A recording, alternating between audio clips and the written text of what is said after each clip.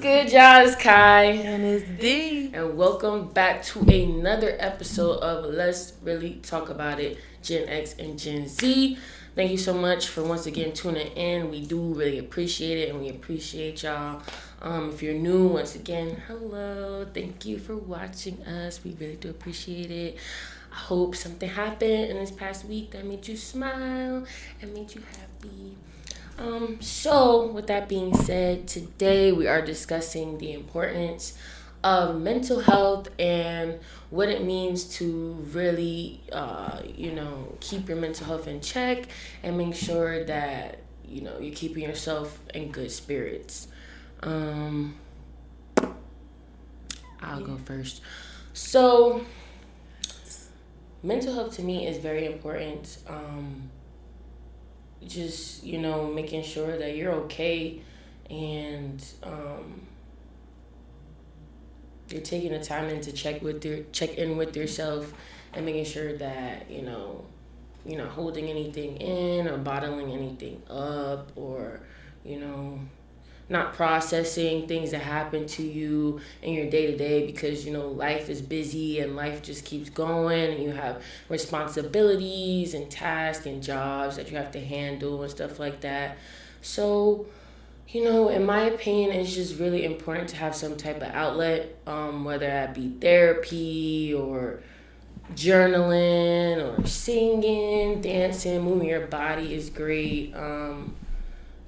Just really highlighting things that make you feel good, mentally and emotionally, because, things do add up when you don't, do at least weekly check-ins with yourself, and then little daily check-ins, throughout the day, to make sure you're not just on autopilot or, in survival mode and just making that time for yourself to really, self-assess and see what's going on the inside.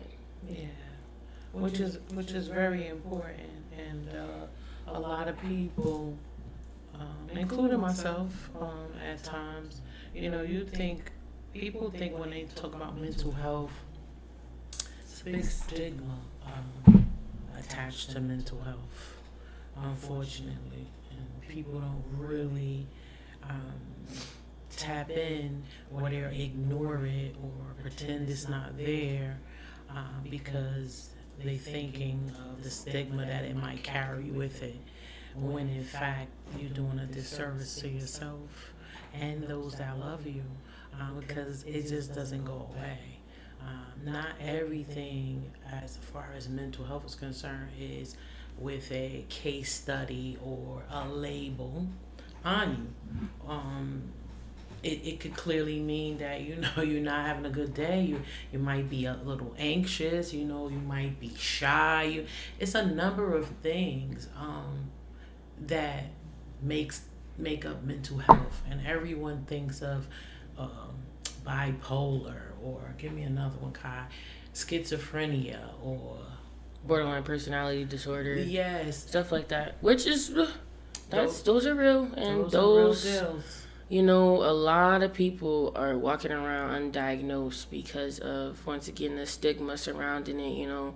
I get it. You don't want to claim that per se, but these titles of these mental ailments exist for a reason. Like, they exist and they're very real, and a lot of people don't even know they may have certain things, because depending on how or where you grew up, getting diagnosed or like going to therapy or to a psychologist is not common. That's not the main thing we think about when we think about going to get a checkup or going to the doctor and seeing what's up with our health. Like, I feel like mental health always comes like last when it comes to when we think about our health, and it's just as important, if not more, because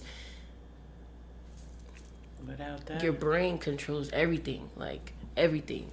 So it's just important to always remember that there's nothing wrong with getting opinions from a licensed professional, even second opinions, because at the end of the day, a lot of things are just based on what they do know scientifically about certain things, and seeing the signs and asking the questions about how you feel on a daily basis. That's really all it is. It's nothing, to if you get what I'm trying to say, for lack of better words at the moment. It's nothing that's scary. It doesn't have to be scary. It can be just as normal as going to your primary health care provider and getting your annual physical. It doesn't have to be a huge deal. It's what you make it. And honestly, the fear is what it boils down to. prevents you from not looking at it as something that can be as regular as going to the dentist or something like that. It's the fear of being looked at differently, or even viewing yourself differently if you have certain ideologies of what certain things are, or even just going to therapy. That you don't even have to have anything wrong with you medically to go to therapy. There's nothing wrong with talking to somebody about even your day-to-day life, Right, and I think everyone should go to therapy. I agree. I don't think that, I just think it should just be part of your health care. Yes. Because speaking to other people with a fresh set of eyes, a person that you don't know, there's no judgment there. They don't know your story. You're telling them the story, and they're there to listen, and maybe give you tools on how to handle certain things that you're not, handling properly. Mm-hmm. And I think everyone should do it. I really do. And the problem is that people, again, think that if you go to a therapist, something is wrong with you. But I would rather talk about it to someone that is licensed, know what it is, know how to handle certain things, so I could be a better person for not only me but those around me and those that I love. And the problem is that we push it down too many times, and I, for one, I know that all too well. Whereas I would rather be busy, don't deal with whatever it is that I need to deal with, because I'm too busy in life, like you said, to even check in. And sometimes it ain't even about therapy. Like, sometimes it is just taking time for you. Sometimes it looks like putting your phone, like my daughter does, do not disturb. All day, every day. And I don't do that. I don't. And sometimes it looks like taking a walk in the park, just being in nature, being with grass and trees. Sometimes it look like yoga classes. Sometimes it look like meditation, the gym, whatever it is that you need to focus and hone in on yourself for self-care. That's what it really boils down to. Mental health is self-care for you mentally. So it's not necessarily meaning you have to go to a therapist, which I recommend. You don't have to go to a therapist, but there are so many different tools that you can utilize to help you in this life, because this life is hard. Maybe it's been easy for people. I don't know, because I don't know that life. I only know a life that has been very, very difficult, hard. Don't get me wrong. This is not a doom and gloom. Like, I've had some great, amazing things that's happened to me in my life. Here go one. But great and amazing things in my life. But I also know what pain, hurt, and all of those things. I know that all too well. And sometimes trying to navigate those things on your own is very, very difficult. And sometimes it snowballs because it could be as small as this little ball, and now it's huge beach ball because you didn't even deal with it. Um, and unfortunately, those around you suffer because of it. You suffer, and it's just one of those things that isn't dear to my heart because I deal with it on my own. I had tried to deal with it on my own through my lifetime. Losing parents early in life was a trauma that messed with my mental, right? And so starting early with loss in my life is how do you navigate life through living, being in the now, being present. That's my problem. I'm always looking for the next thing. Being present and dealing with my mental and dealing with my traumas that I've endured my whole life, instead of just suppressing them and then not really truly living. I'm just moving, getting it done. And so it takes a toll on you, your body, and that could then in turn make you sick. And that happened to me. So I'm saying all of this because I know I've experienced it, I've lived it. Even with faith has kept me. However, God has put other tools and things in place for us to utilize, and we tend not to do that, and a lot of people do. We're talking about those that are not. A lot of people do, and I'm so happy. But there are some, and it took me a long time to admit that for myself. So we're just trying to share what we're doing, what we will do at any given moment. There's even free things that people can do, like the one I introduced you to, Kai. That was part of my job where you didn't have to go and speak to someone live. But I was texting them. It was scheduled, I think, twice a week. I would text them for about an hour or so, and like they respond quickly, obviously, because that's what they're there for. So it's like it's on your time, it's on your terms, and it's not as personal as sitting face to face with somebody, because that can be nerve-wracking, especially when it's your first experience with something like therapy. So texting them was really awesome because like I said, it was on my time, and it allowed me to talk and focus on exactly what was going on in that moment, because they were texting me as I might have been doing something or out somewhere. I was texting them when I was out places, or I was chilling with friends and stuff like that. So it's like very convenient. There are a lot of convenient tools in this day and age as far as therapy and reaching out to people, because I get it, like especially now everything is so busy. Like life is just so busy. It's always something to do. It's always something that needs to be done. You have plans, if you have kids, pets, multiple jobs, school, just whatever. It can make it difficult to plan out that time that's needed. Yeah. So, that's a perfect example of there are, tools that you can utilize that can fit into your schedule. That way you're still getting what you need to get, but on your time, and it's not so much as an inconvenience, because once, you feel like it's an inconvenience, you don't really want to do it or continue to do it. It's kind of just in the way, so you're just like, I'm better off not even doing it in the first place.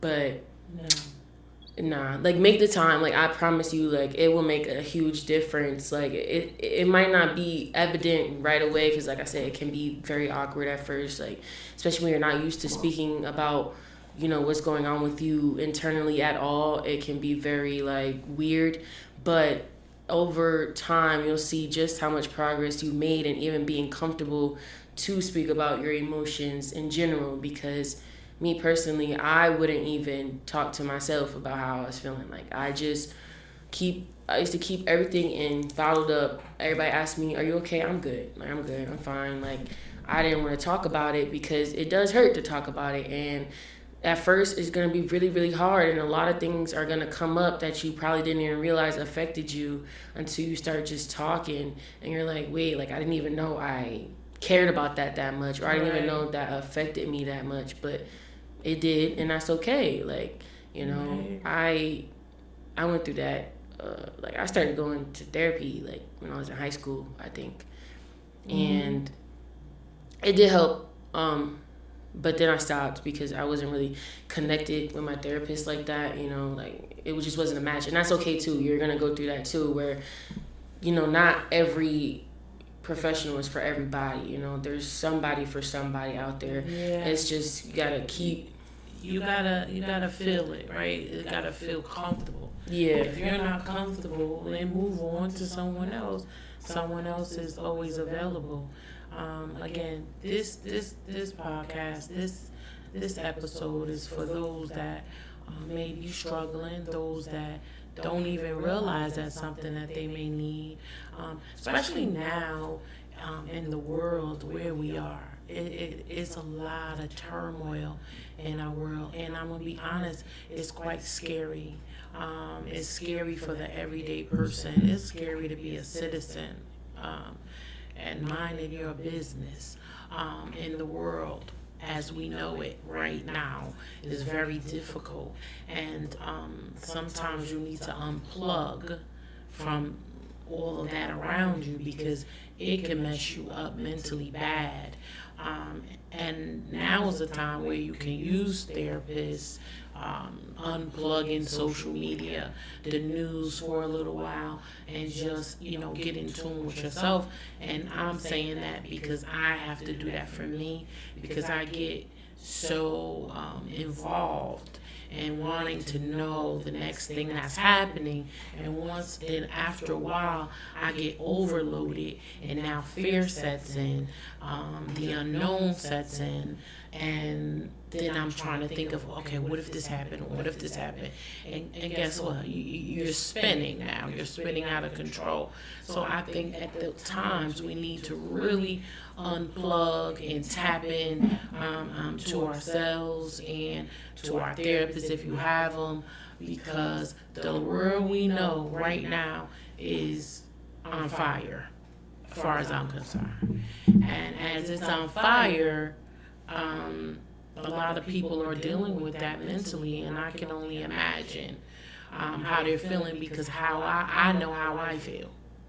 Maybe it don't affect people like it is affecting me, but I know that I have to either unplug, I need to talk to somebody, how I'm gonna navigate these feelings that's coming up, this fear that I'm starting to feel, to the point whereas, we'll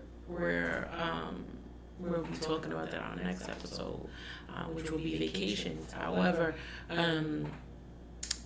even with that, and I'll talk about that on the next episode, how I had to navigate our yearly and our annual trip because of how I was feeling fearfully inside. And so it affects everything. I'm just saying that to say fear affects everything, and including your mental, and you need some type of outlet or some type of coping mechanisms to kind of navigate through whatever you're feeling, and it all ties together is what I'm saying. I'm just giving you an example of what I'm still dealing with on a day-to-day basis when it comes to the climate we're in.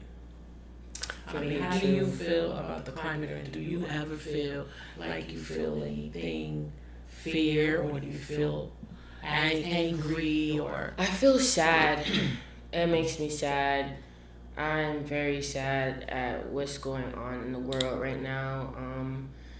you know, because I feel things very deeply. So I feel for everyone. I feel like, you know, whether I know them or I don't, it affects me just the same, because it's just sad to see where we are in the world and how everyone is being affected, and how tomorrow may look totally different from the world we always known at this point. How you dealing with that? I have to stop engaging in certain stuff. I have to, like, as much as I want to know and as much as I want to be aware, because awareness is important, awareness is key. You always want to at least have somewhat type of awareness as to what's going on, because things are changing so rapidly and things are happening so fast that you have to be somewhat aware. But at the same time, like my mom said, don't overload yourself, because it's easy to like keep reading and keep looking and keep looking and keep scrolling, because it's like you're in disbelief at everything that you're seeing, and it's easy to get caught up in that. But you have to keep yourself in mind and keep yourself in check, because at the end of the day, what we have to focus on is what we can do right now. You know, we can't change everything all at once. We just have to focus on, okay, what can we do right now? And also, what can I do to, you know, put myself at ease and to make myself feel safe? Because, you know, it's important. You know, everything is very overstimulating. It's very overstimulating. And I get overstimulated very fast. And I just have to put the phone down, and instead, you know, me personally, I like to sing, so I'll start singing or listening to music, or your favorite. I started like journaling in my notes app, just everything that I'm feeling. I have like an online diary on this website that I be typing in. Yeah. You don't want to see what's in there. Oh no, you don't want to see what's in there. But it's a very good tool, like just writing down your feelings. Oh, also I record myself talking to myself. Like I record videos of how I feel in that moment. Like I'll vent about how I'm feeling. I have so many videos. Like if you have me on close friends, like, you know, I'll be posting some of the videos, because I don't care. Like it's just an outlet to me. Like I'm not expecting anybody to say anything. You know, I'm not expecting anybody to. If they do, they replying like, "Yo, you bugging." I be like, "Oh, chill." Like I'm sorry. Or they check in and ask me if I'm okay. Like, you know, so that's another, you know, thing. Or you know, people talk about people that do that. I don't care. This is my social media. I know, but I'm just saying, you know, they be like, why did you get on there and do that? Like, and you know what? That's the problem, because that's the whole point of social media. I feel like everybody want to be so aloof and mysterious and elusive, but it's like that the whole point is to connect. That was the whole point of social media in the first place, is to connect. Right. So but you know how they talk about people when they get on there and cry, and why are you recording yourself crying? Because they felt like they need some sort of attention, because obviously they need attention because they don't get it in their real life. You think it's that's it? I 100% believe that. That's why I don't, you know, at first I used to be like, why are they doing that? But then I stopped and I really thought about it, like, well, why are they really doing it? It's for attention. That's the basic answer. Hello, but why would somebody feel the need to do that to get attention unless they weren't receiving attention in their real day-to-day life?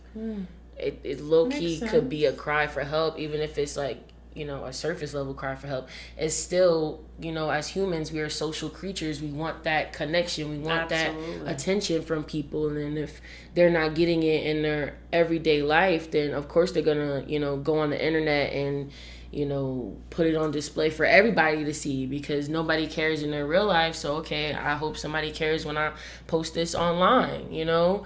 And I get that. Not that I do that. It don't be that far. It don't get that deep with me on the close friends. Like, I'll just say a 1-2 and leave it at that. But I do understand why people do that, because... So, let me ask you this. So, you do that, and do you see anyone else in your generation doing that more so than like in my generation? Like your generation is more open to do that? I don't know. Some of y'all be on there bugging. I be seeing Facebook posts. I know their whole business. So it's like, that's fair. It just depends on the person, I feel like, because I've seen people older than me, younger than me, all engaging in the same behaviors. You know, I feel like it's just a human thing. So one more question about that video, taping yourself talking or talking about your feelings or just using it as an outlet, right? And engaging with people. So if you see someone doing that, just say it was one of your close friends, right? And they're doing that. Do you take your time to help them or ask them are they okay, or do you just let them vent and watch it and keep it moving? It depends on the situation for me because, you know, some things just be for like a ha ha he he moment, like, you know, like, oh, they got me messed up, da da da. Like, okay, that's cool. Like, you know how you feel about that. Deep. But if like they're obviously hurting or like it's a serious situation, or if I see that it really is affecting them, then I do, you know, reach out and like be like, are you okay? Like, are you good? Because, you know, that could go a long way for somebody. You never know. Like, that could have saved somebody's life. It really is that deep because like I've seen people, I've been mutuals with people on social media and they were posting, you know, just your average everyday meme post on Instagram that gets, you know, tens of thousands of likes, you know, but it'd be a little emotional, and then that's all the post, and then I'll turn around and find out that, you know, they're no longer with us. And they were in a deeper pain than just a regular old Instagram or Twitter or whatever post. Like, you know, like it is that serious. It is that serious and that deep because sometimes we be like, oh, they just want attention or whatever, but maybe that attention may save their life. That's what I'm saying. I understand that. I see that a lot on TikTok, believe it or not. You know, people in my generation, you know, your generation, people, you know, talking about their mental health and where they are and how they feeling, and they having problems with their siblings, their parents, their boyfriend, their girlfriend, their wife, husband, whatever it is, and they'll post all of that. Now, that's not for everybody, but that's their way, right? Yeah. And we don't know how deep that is. That's what I'm saying. You don't know how deep that's affecting them. They got to live with that every day. You know, we just getting a glimpse. This is just a moment that they decided to talk about it. Like, unless they mention it, we don't know how long this has been going on. We don't know what other problems they may be having on top of that. You know, we don't know what state of mental they were prior to this even happening to them. Like, this could be a breaking point. Like, it really could be that deep. So I just do my due diligence, and I'm like, hey, like, if you need somebody to talk to, like, I'm here. Because, you know, even when I was going through my really, really, really dark time, and like, you know, it was hard to even like get out of bed, like, I was posting like bare minimum, like nobody knew unless like you was really so like unless you was really, really, really locked in with me. But even then, they didn't know it was that deep. So it's really one of those things where like you could be so close to somebody and you will still never know what's going on in their mind. Yeah, I've experienced that with a dear friend of mine that's no longer here, unfortunately, and we never knew, we never saw it. I mean, the smile was there, the laughter was there, and guess what? The pain was there that we didn't see. And of course, sometimes you feel guilty for not seeing that. But here, that's why we're talking about it now, is because there are different avenues and different things you can use in your life so you don't get there. That's what we don't. Because at the end of the day, we all matter or we wouldn't be here. Period. We matter. Period. No matter if I agree with everything you're doing in your life, that's not my place. You matter. You're loved. And you're needed, or you wouldn't have been here. And that's that on that. That's how I feel about it too. And everybody that know me know I feel about that. And I don't play with stuff like that. Like, one thing I'm gonna do is let somebody know, like, I see you, because that's all we really want. Whether we be like, oh, I don't care about nobody's opinion, blah blah blah. That's not true. You do. You know, I always say that people want to be seen, heard, and loved. It seems so easy, right? But it's not, because a lot of people are not getting that. They may get 2, they may get 1, they may get none. And we all need that. We all need that to survive. And people are going to get it by any means necessary. And most times, if they're not getting it, sometimes they get reckless. And they get reckless. And I always pay attention to how somebody's moving. If they're the type of person that's mad chill, they don't really be doing too much, they just go with the flow, whatever the case may be, and all of a sudden they mad turned up and they doing this and doing that and doing crazy stuff, whatever crazy may be to their personality. Because, right. A little off. Yeah, something that's out of the ordinary. Yeah. Check in with them, because sometimes, it may just be, I'm just trying something new. But sometimes it's because that's a cry for help. Like, they going through something and they're trying to cope the only way they know how, whether it's alcohol, drugs, being promiscuous. Like, and I don't judge nobody. Like, your life is your life. You're here to experience things, don't get me wrong. But if it's getting to be, like, it's affecting your livelihood, like, that's right.